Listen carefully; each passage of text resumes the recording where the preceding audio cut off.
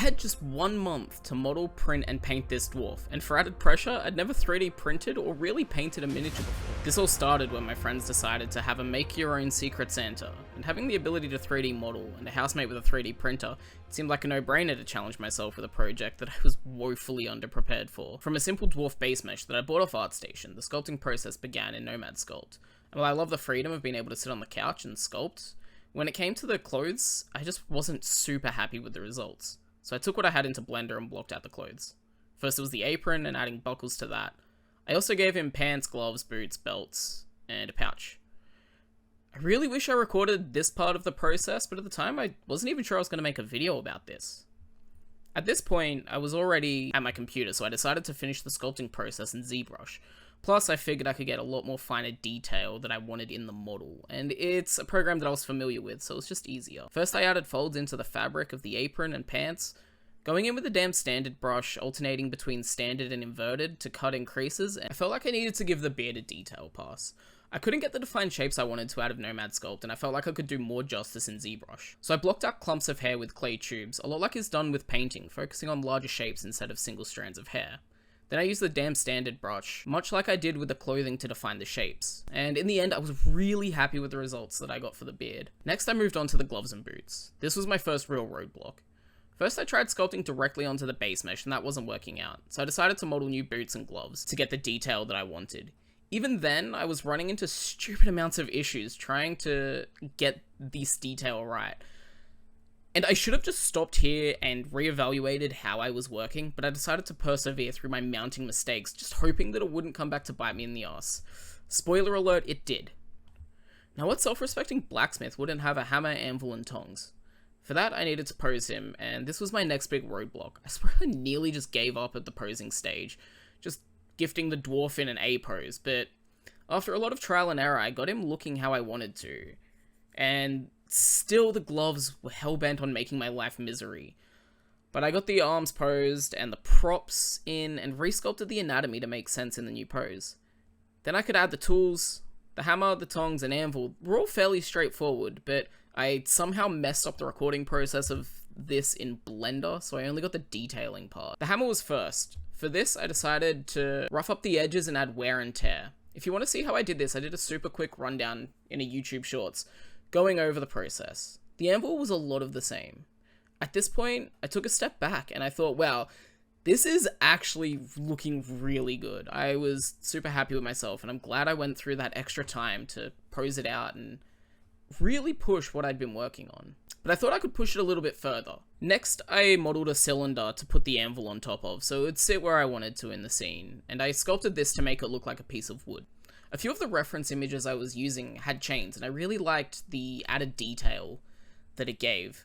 So I decided to add chains and some nails, giving the chains a feeling like they really existed in the world. Next, I couldn't leave the base plate bare, so I added some rock details, and I think overall, all of these extra details I added really helped sell this piece, like really brought it all together. Now I'm going to need your help for this next part. It's time for the first print, and it's not going to work unless you hit that like button. So this first 3D print's finished, and you'll notice right away that there is a lot of issues with it. The hands and the feet, which I thought were going to be an issue, absolutely were. I know where I went wrong. I modeled internal geometry for them, and that just did not want to 3D print properly. The walls were so thin that there was just nothing for it to build. I've learnt my mistake, and next time when I go back and reprint this right now, hopefully I won't have those issues, but I really didn't want to have to do this. Here I am having to do it. Other than that, I love the fact that the chains worked out. The anvil, like everything else was great. It's just the boots and the gloves.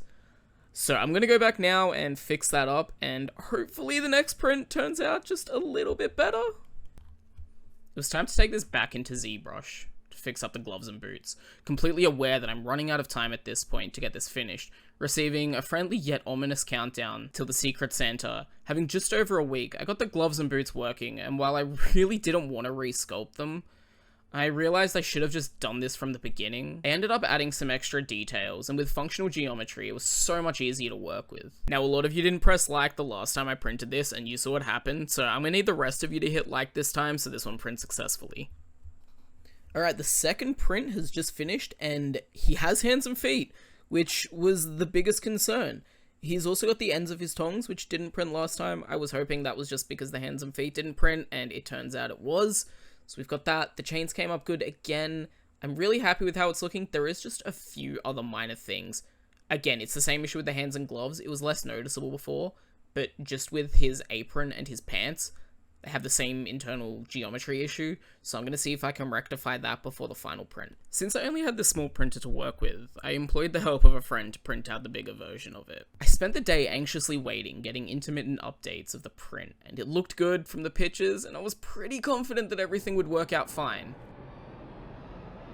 And then he sent me this. All was not well, and there were a lot of areas that turned out great, but if you look at the leg, it looked like a workplace injury claim. And to make things worse at this point, I've got 2 days to get this finished. I was racking my brain with how to fix the leg and chain, because in a perfect world, I would just reprint this, but I was quickly running out of time and didn't have time for another print. I figured I could reprint the chain that didn't print properly, and I could use epoxy putty to pack out the areas that needed it. I bought some cheap putty from Bunnings for general house repairs, and some that was specifically made for miniatures, but after reading the packaging, the Bunnings putty would harden in 10 minutes, and the other one would take 6 to 12 hours, and I was in a bit of a time crunch, so I just went with the cheap stuff from Bunnings, and honestly, at first glance, you couldn't even tell the difference. I'm actually super happy with how this part turned out. At this point, the deadline was charging up on me fast, and I still had no idea how I was actually going to paint this thing. So I was off to YouTube to watch a bunch of miniature painting videos, and oh god, I've got 1 day left. This whole time in the group chat, the constant reminders, still receiving constant reminders of just how little time I had left to finish this, it was really starting to sink in. I was just going to steal my housemate's paint, but he didn't really have the ones I needed, so I was off to the hobby shop to buy paint. I picked up some greys, browns, tans, reds, and yellows. I really wanted the reds and yellows to make the ingot glow, and I think I did achieve that. But this was a lot of trial and error. Again, this is the first time I've really painted anything.